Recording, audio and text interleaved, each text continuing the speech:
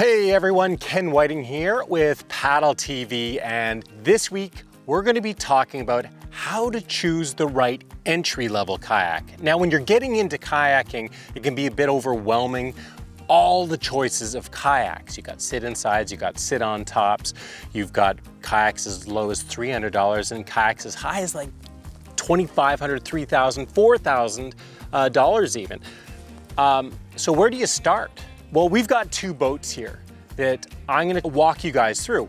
And these boats are two entry-level boats. One's a $300 kayak and one is a $570 kayak, basically a $600 kayak. We're gonna look at what's the big difference between a $300 kayak, your base model, and a $600 entry-level kayak. Is it worth the double, the extra expense, double the cost for the $600 kayak? Before we get into it, please, if you haven't already, subscribe to Paddle TV.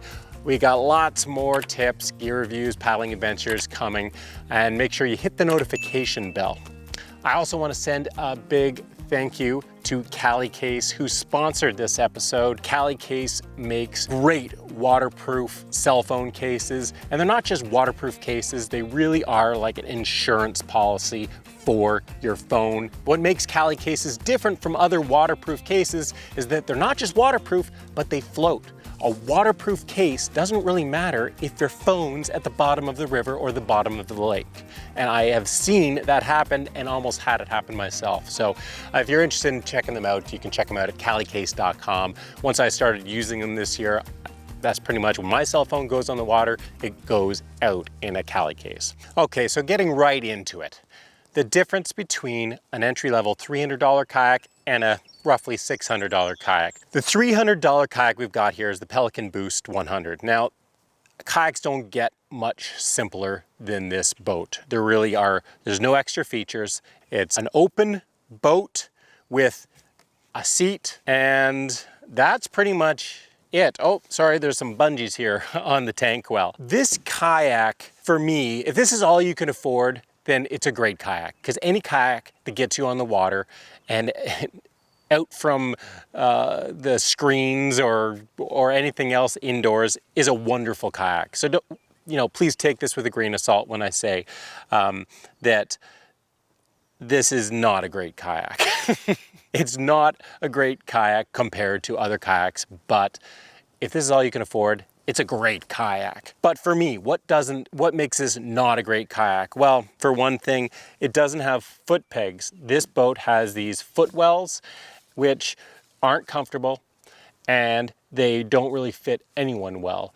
Whereas adjustable foot pegs provide much better fit, and they also provide a lot more performance. They'll let you get a lot more from every stroke. So it's something as you paddle more and more and get into, you'll be glad you have. The seat on this thing, I mean, it's fine. It's got this back band. The only problem with the seat is the attachment points here. It basically just screws into the boat, and a bigger person, or just with some use, putting weight on that, it's not a matter of if these are gonna bust out, it's a matter of when.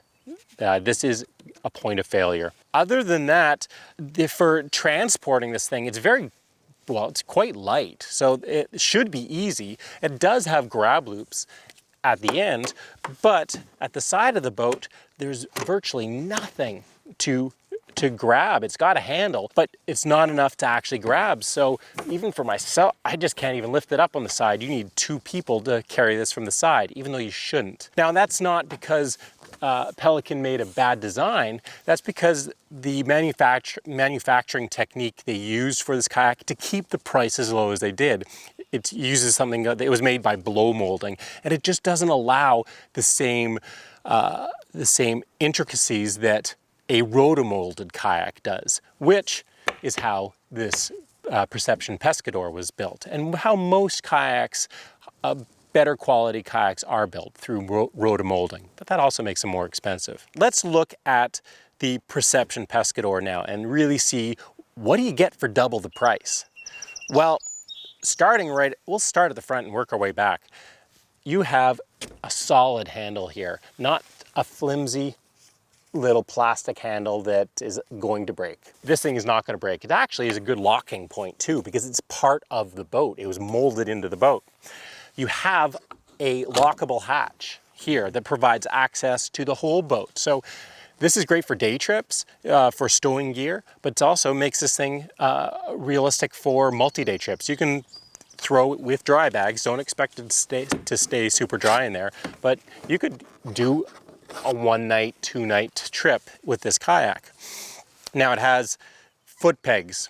Foot pegs, for me, they're almost mandatory because of comfort and performance. They really do enhance that. It has a cup holder. It has integrated gear tracks. Now, these gear tracks, what they're designed to do is they're designed to accept accessories, things like rod holders, cup holders, GPS holder, and cell phone holders. Great way to customize a kayak. The handles on these things, your fingers can actually close in on this thing. You can pick this boat up. It's got a seat pad, whereas the 300 model doesn't have a seat pad. Dramatically improves the comfort. The back band is definitely better quality. It's not just attached by a single screw point. This isn't bomber. I'm not going to say that the attaching point here is bomber, but this is going to last way longer than this other boat. It's got integrated rod holders here. Great fishing boat. I mean, this thing is designed not just for recreational paddling, but for fishing. You can throw 2 rods back here, but you could also add even more rod holders up front. And then the tank well, it's deeper than the tank well on the Boost, which will hold your gear better. And at the back, you have another molded in handle here. It's also got a replaceable skid plate so that you can drag this thing and it's not going to wear out. For $600, this is, in my opinion, one of the best boats you're going to find. It's not necessarily the best boat. There are other boats, definitely other boats in this class that provide similar value, but you're not going to find much better value than this boat right here. And the amount of value that you get from this boat at $600 versus this boat at $300, not just the features, but this thing is going to last. This thing, if you use this very much, things are going to start falling apart on it. There's no doubt about it. This is great if you just want a boat that you can get on the water a couple of times a summer just for an hour or so, and you're just getting out on the water. You're not trying to cover any distance. You just want to get out and splash around, get wet.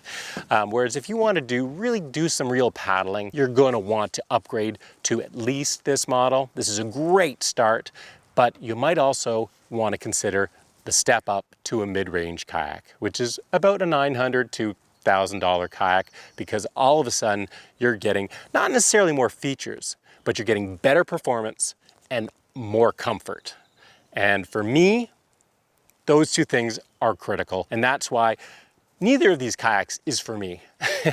I want something that performs better and is more comfortable. But depending on what you want, either of these could be the right boat for you. I hope you enjoyed this video. Again, I'm Ken Whiting with Paddle TV. Give this video a thumbs up if you enjoyed it, and subscribe to Paddle TV if you haven't already, because we got lots more coming your way.